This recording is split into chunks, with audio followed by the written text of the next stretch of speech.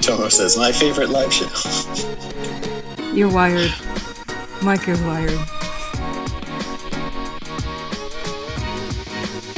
It's okay though. I kind of let it be.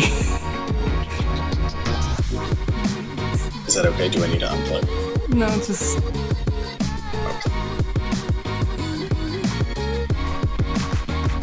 For the next 2 minutes, that is.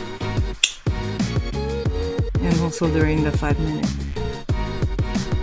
There's music, so it's kind of buffering this.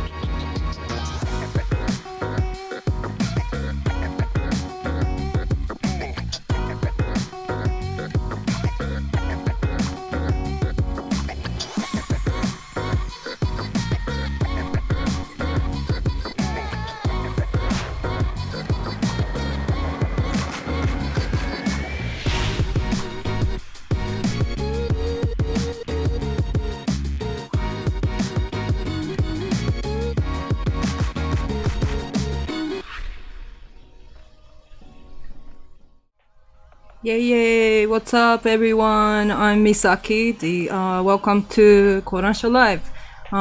Good to be back. Took a break last week, but right now we're in the middle of summer season, which kind of reminds me that of this event that happens around this time, which is Eisner's at the San Diego Comic-Con. Today I'm dedicating this entire episode to our favorite show on the West Coast, as well as the Eisner Award, because we have some titles that we are the Kodansha nominated from Kodansha. So before we get going, I wanted to introduce a special guest for this episode. Please welcome Ben Applegate. What's up? Hi, good to see you. Thanks for having me. Yeah. I kind of asked you to be here today because you are the expert for some of our most like high-profile books, and I want to hear your opinions about those two titles that's been nominated from Kodansha this year. So before we start to go into it, I guess we should touch like basis on like what the Eisner Award is. Like, the only thing that I know about that event is like it happens in like the deepest dungeon of San Diego Comic-Con with like most prestigious and ancient members of the comic book industry. What else should I be knowing about the Eisner's Award? So they're like people call them the Oscars of comics. Oh, and wow. They got started in 1988. They've been held as part of San Diego Comic-Con since 91, and they are They do not take place in a dungeon. They take place in a very nice hotel ballroom right on the beautiful San Diego waterfront. It's all really nice out there. I miss it. But yes, as you said, there's lots of old comics fans who show up for these things, and it's a very fun opportunity to eat some good food, celebrate some good comics. That's cool. I guess so. Yeah, this is one of the most prestigious award that is out there for the American comic book industry. And it's not just American books, but like also like books from Japan is also being nominated. So Tokyo Tarareba Girls was winner of last year's category. And the year before that was the Akira 35 years anniversary box set. That was the 2018 winner. And year before that is another Higashimura title, Princess Jellyfish. Oh, this was a nomination for the best U.S. edition of international material. And year before that was Silent Voice. This was a nomination for 2016. So as you can see, these are all really like high-profile titles that are very unique, as well as very what can I say? There's a certain taste to those series that gets nominated to the Eisners. And this year we have 2 more additions to this list. So let's take a look at those. First one up is the Witch Hat Atelier by Kamome Shirahama. Ben, could you tell us a little bit about this title? I would be delighted. So Kamome Shirahama is probably, before Witch Hat Atelier at least, was probably best known to American readers because she did some truly stunning cover art for Marvel, DC comics, including some Star Wars comics, among many others. If you haven't seen it, her superhero art is just breathtaking. Yeah. But this is her first actual manga where she's drawing the whole thing that's been made available in English.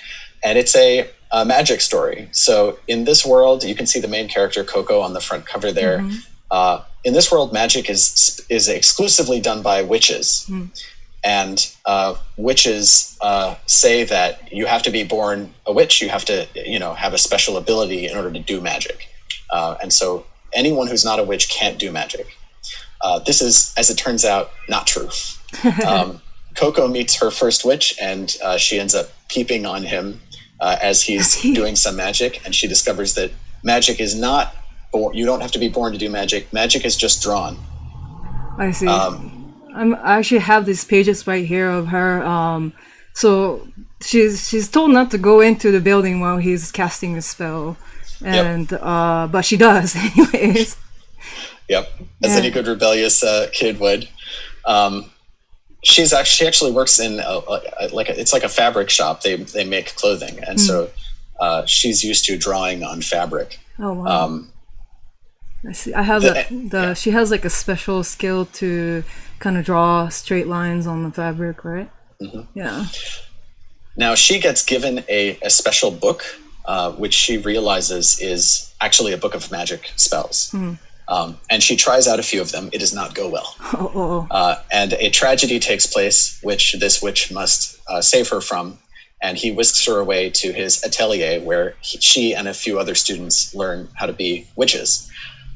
If this sounds very Hogwartsy, the Witch Hat Atelier is not Hogwarts. It's very small, and it's kind of on the outskirts of the magic world. It's kind of like the weird charter school on the outskirts of town, is how I describe it to people. Very hidden. Exactly. Yeah. And her teacher has some strange ideas about learning how to be a witch, but he's a wonderful, kind guy. And each of the characters has this really rich story that they go through in order to learn and grow. And the metaphor of magic as for connecting magic to imagination and craft, and specifically drawing, is really, really cool. It's something you can do at home too. Like it's mm-hmm. I'm a normal person, but like I can, if I had this like magical materials and I try to be able to draw, like you also be able to cast spells as a witch, which kind of gives like a interesting layer to this fantasy world, I think. It absolutely does, yeah. And Shirahama has developed a whole system for this. The world building in this series is amazing. You can actually create your own spells if you learn enough of the elements that go into them, which is very, very cool. Can I kind of give a little bit of spoiler about why Coco goes into the world of magic? It's like earlier we were saying that she sees the teacher casting the spell and she tries it out herself, but it gets her into a tight spot where the spell that this is a spoiler alert, the spell that she casts backfires and it turns her mom into stone, correct? Like she just petrifies. And since she doesn't know what exactly she did, even the teacher can't undo the spell, which is a very terrible situation. And usually the way it goes is that if a normal person sees like anything related to magic, they have to erase their memories. But in this case, they decided to keep her memory, and the teacher recruits her to become his apprentice and study magic under him, which I think this is a really interesting setup to this story. So that's just the premise for now of the Witch Hat Atelier. If you're interested in reading the whole first chapter, it's available in the description in the video link. So hold on one second. In the next title right here, let's talk about the Magic Knight Rayearth. Recently we have released the box set for this title from Kodansha. Yes, we have, and it is a beautiful, beautiful box set. If you've never seen one of these in person, you can go on our website, kodanshacomics.com, and we're going to show you in a little bit, just how beautiful this is. But Magic Knight Rayearth ran in Nakayoshi magazine, so the same magazine as Sailor Moon, from November 1993 to February 1995. And since it's the 25th anniversary of the series, we decided to give it the deluxe treatment with 3 volumes of the manga, including a rare art book. Give us a reminder of like what this story is about. It's originally from the mid-90s, correct? That's right. So it's one of the kind of original shoujo isekai, if you want to call it that. It's pretty hardcore isekai. Yeah. So it's about these 3 teenage girls who are on a field trip to Tokyo Tower when they are whisked away to the world of Sephiroth, which is a parallel world where they've been summoned as the 3 magic knights to save the world from an evil wizard. It sounds simple. It's not. They have to learn how to use their powers, and then they have to learn how to connect with their rune gods, which are these giant robots, basically. Cool. It's so witchy, though, the whole premise.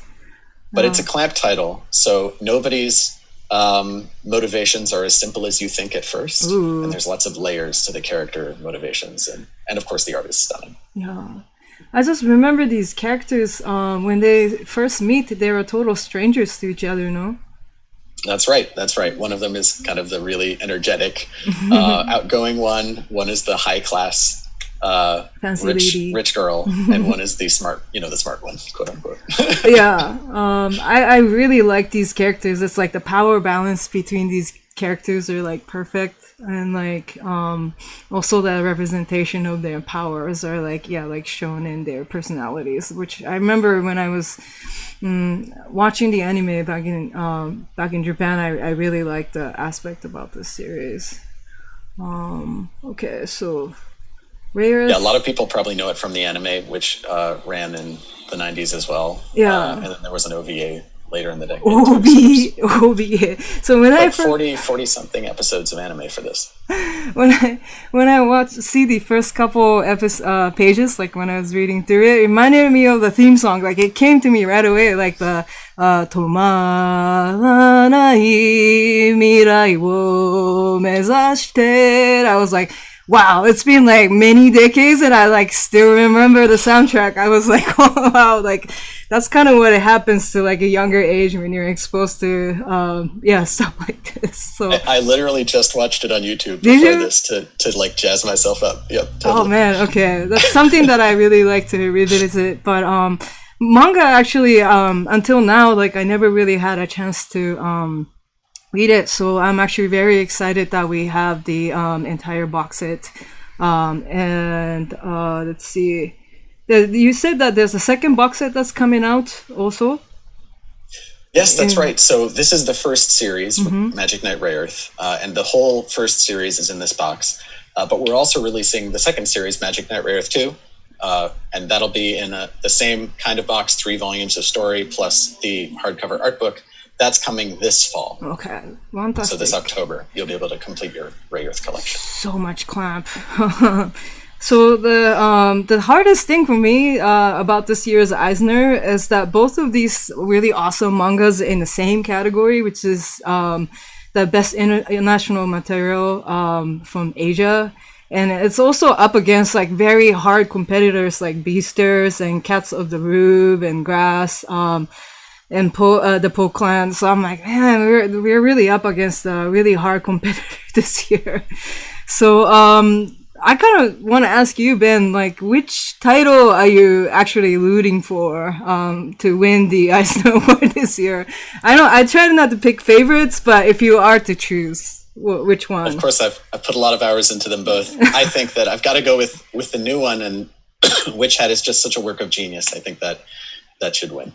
You think so? Yeah, I mean, like it's been a while since like we had something like this, a fantasy series that is not an anime series. It's not yet animated, although there might be a potential of it, or high potential of it, if you ask me.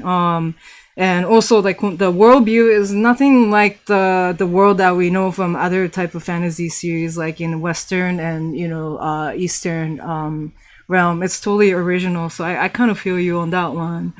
But I was like looking through the Clamp's work in the Rayearth, man. I don't know, their art's always been good, but I think this era is probably my favorite of the Clamp's art style. Like the action sequence in the beginning is just like you can't really say this is a shonen or shoujo. Like it's so good. Like as like a manga action scene, I was like, yeah, this has become a very timeless series, even though if it was like originally like a very short run series. So I'm kind of amazed by that, and like I'm actually very happy that the Kodansha is releasing the box sets too. So yeah, this is peak 90s shoujo action golden age manga right here. I think so. And, yeah, definitely. Like you said, the 2-page spreads are just stunning. There's so many landscapes of Sephiroth and the flying creatures and floating islands and all of that. Yeah. And Witch Hat has some really stunning compositions too. If you look through it and think of the whole page as one work, pay attention to where you're going from one panel to the next, because Shirahama has arranged the panels of her manga in a more deliberate way than any artist I've seen in a very, very long time. Very technically talented artist as well. Mm-hmm. So let's see.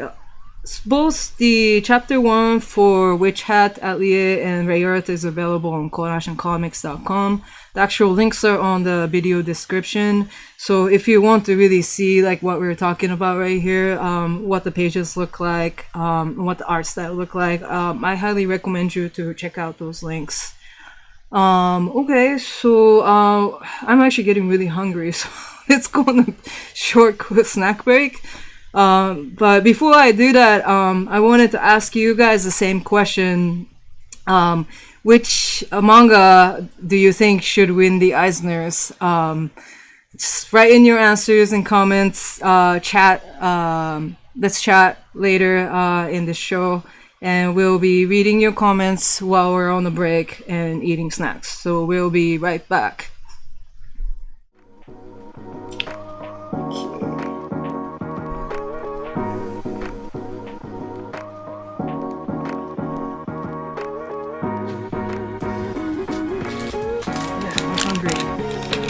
Good, cool.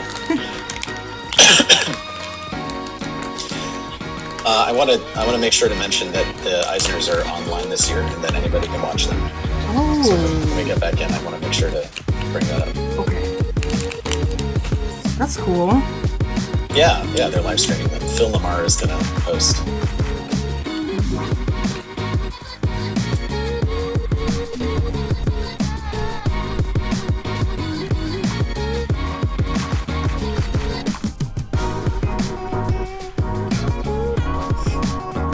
Oh yeah, and we have to mention the Akira restock too. So why don't I say you can watch the Eisners online, and then just say you can also get all the nominees, all the other past winners and nominees, especially Akira. I forgot to throw that in there when we were talking about the box set. But remember, our mic is wired. Okay.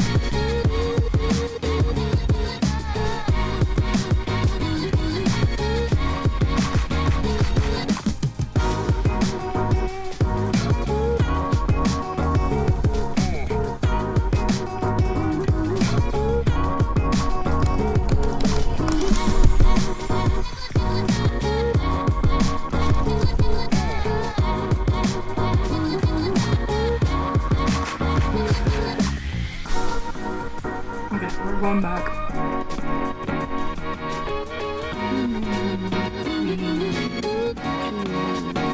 One. Welcome back to the show. Hey. So, speaking of San Diego Comic-Con, there are a few things that is happening this year in the virtual realm since the actual event is canceled. Is that true? Yes, that's right. So for the first time, the awards will actually be live streamed. If you log on next Friday, July 24th at 7 p.m. Pacific, you can watch them. Phil Lamar will be hosting. He's a well-known voice actor who was Hermes Conrad on Futurama, and he was on Justice League and many other things. Cool. So you'll actually be able to experience the suspense right along with us. So do I have to go formal and wear my favorite nerd shirt and stuff like that to attend these virtual ceremonies? Your finest Attack on Titan t-shirt or whatever you choose to wear, I think is perfectly acceptable. Appropriate. Aloha shirt, Attack on Titan design. Okay, so there's a couple of things that Kodansha is doing at San Diego this year. And some of them are quite special, so are you guys ready? So we have two panels at San Diego Comic-Con, this called it Comic-Con at Home this year. The first one is Shaman King focused panel by Kodansha Comic. This is the first time we ever talk about Shaman King. It's a classic shonen series. We have a big announcement on that on the episodes, so please tune into that panel hosted by Comic-Con. We also have the Kodansha Got Weird manga panel on Saturday, which is a recommendation of our old and new favorite series. So please tune into the San Diego Comic-Con panels by Kodansha for more information coming about Shaman King, and as well as the new manga from Kodansha Comics. So that's next week already. Next week, next week. So be sure to reserve your best nerd shirt for those weekend. And okay, so as we have mentioned a little bit earlier, we wanted, since we talked a bunch about the Eisner nominated series, we wanted to make you guys jealous by showing off the actual the mangas. Ben, do you wanna do the unboxing of the unbox the Eisners? Absolutely. Let's do it. Okay, so I'm gonna start playing the video. Right, ready, set, go. Here's man, that box of the Rayearth is actually look like a ton of brick. Yeah, it's massive. I shot this a little while ago, by the way. I'm not doing this right now as we're talking, but yes. So this is this box set, as you can see, is 7x10. It's very large for a manga, and it's covered in beautiful foil stamping. Our designer Phil Balsman pulled the frame designs from the inside. I think any Clamp fan would know those frames are a signature look for Clamp. Yeah. And the beautiful spot gloss on the gems on the front. You can see the volume 1 there, so it jumps right into the story. Here are some of the pages that Misaki you were showing a little bit earlier. Yeah, it was always Tokyo Tower in like various Clamp series. Yeah, maybe we'll get if we ever get a remake, maybe we'll do a Skytree edition. Skytree. Yeah, I guess that was Tokyo Tower was shut down or like closed, and then the Skytree opened. It's like a place of fate for like a lot of the Clamp characters, I think, which is pretty interesting. Yeah, this whole scene of them going into the other world is actually pretty amazing. Yeah, you can see what we were saying about the 2-page spreads and how effective they are in this series. Just characters jumping out of panels, and I mean, there you go. You can see the whole world right there. Yeah. Sephiroth opening up beneath them. And the flying fish. I love the giant fish. The flying fish. They just start to hang out, but it was an invitation. What a cool sound effects they got, though. Like I know you said it was run in Nakayoshi, which is a shoujo series, shoujo magazine, but it looks like, it could be shonen or anything, actually, with the style that they have. Absolutely, yeah. It is action-packed. Lots of sword fights and giant robot fights, and there's dragons and flying monsters. Yes. When does the giant robot happen?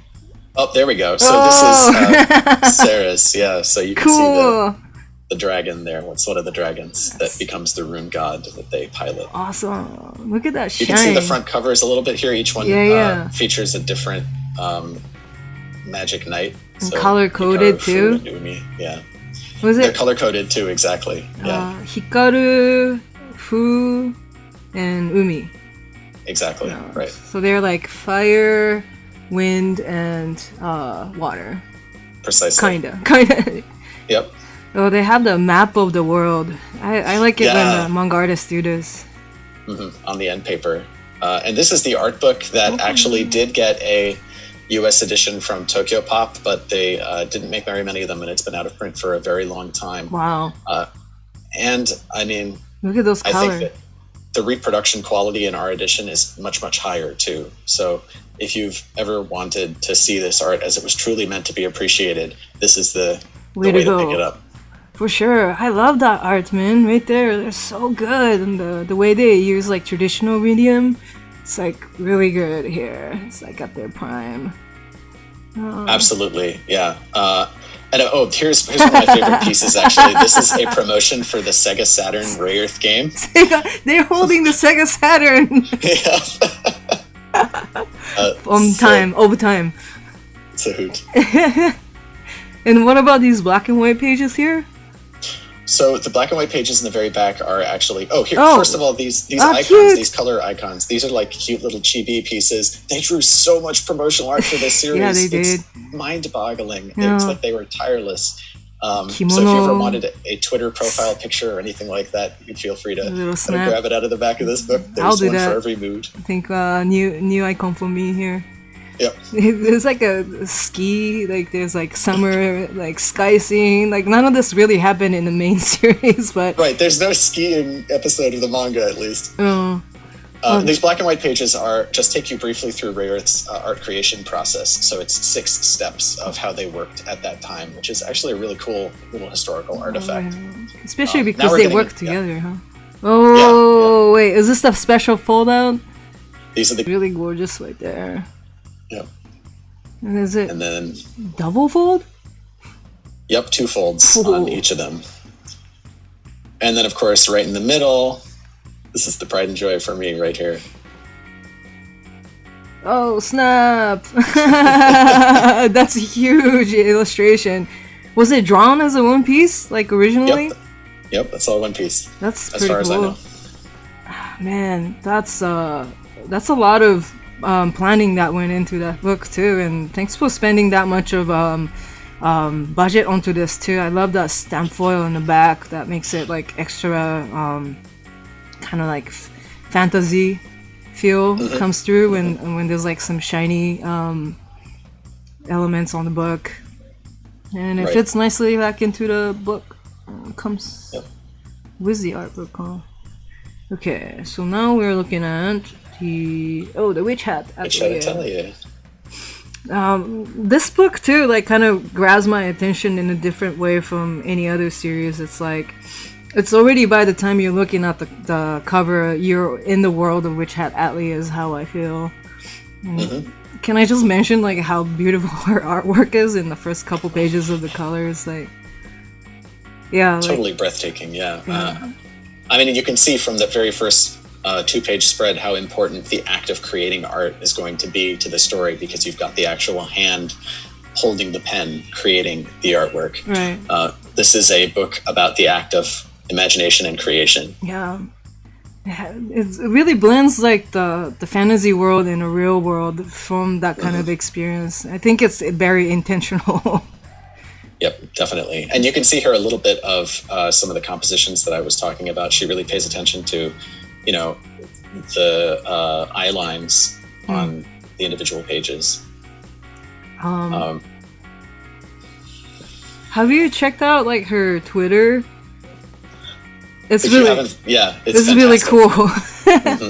I mean, like, you can see like some of the it's under like Momekamo at the Instagram, but like all her like kind of personal favorite things in the world is actually shown in there, as well as like illustration from like her different gigs as well. And like she was also pushing for this like group of fans who takes the book to like very gothic style library and then just kind of place it in like where it looks like it really belongs, and like the books start to look like stained glass, which was like really, really cool.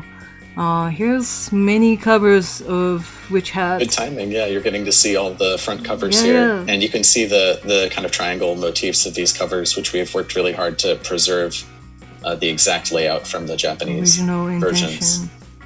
And this artwork on the back of each book is purposely done for the back. It doesn't occur anywhere else. I like it when there's like a unique art in the back cover. This is really cool.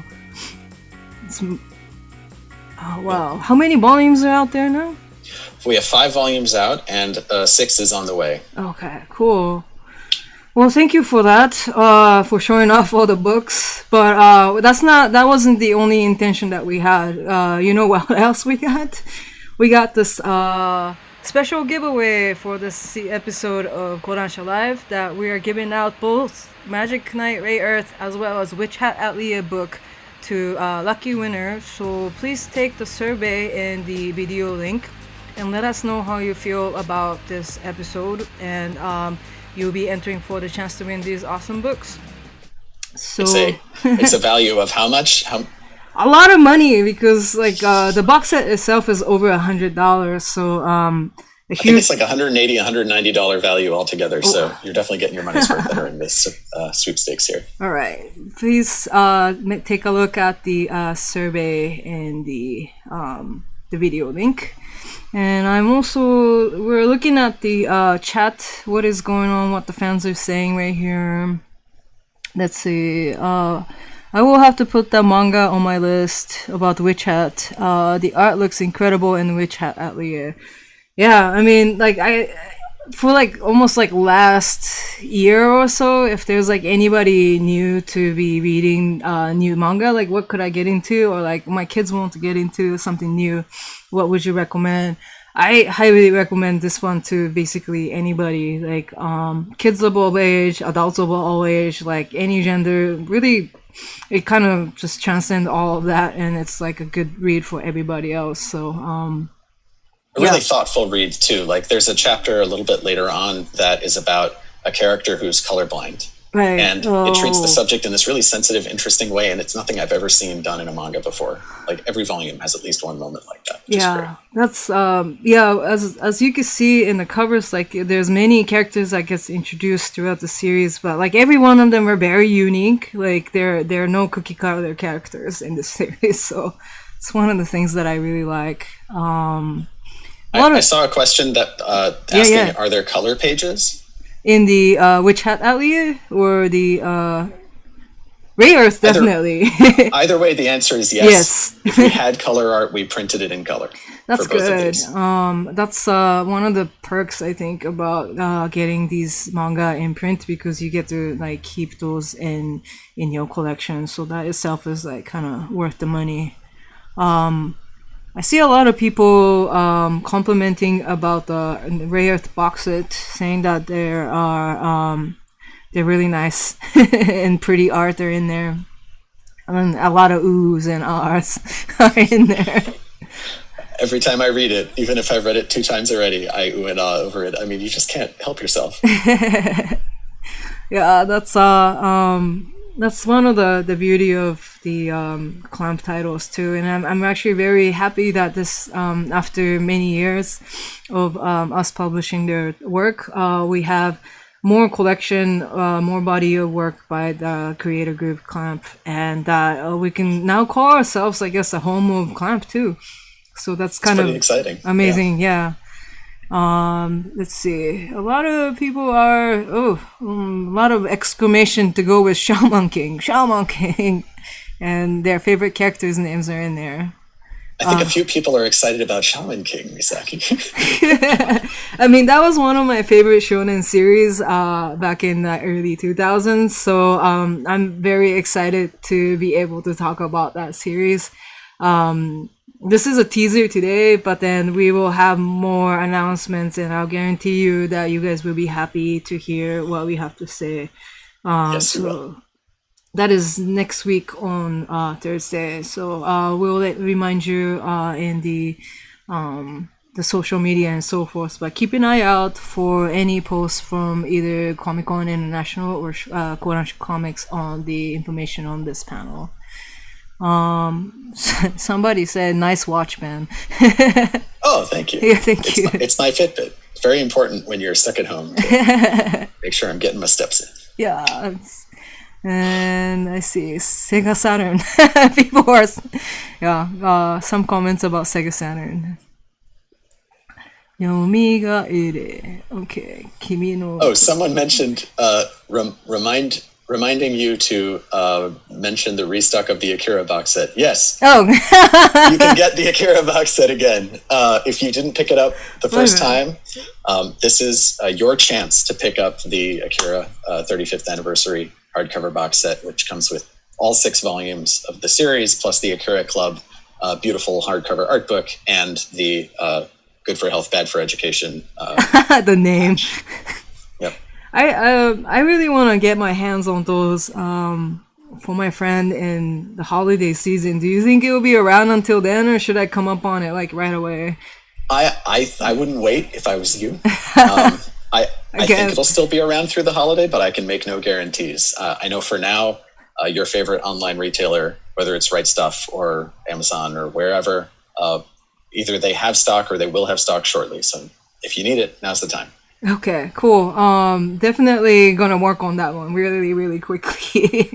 Also, we're trying to feature Akira a little bit at the San Diego Comic-Con virtual retailer booth. So, as well as Rayearth and Witch Hat for I think those are all timely titles for 2020, particularly Akira, because there's a lot that the story is set in year 2020, correct?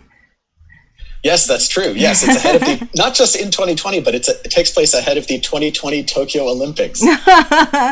So future was predicted in the in the literature of Akira.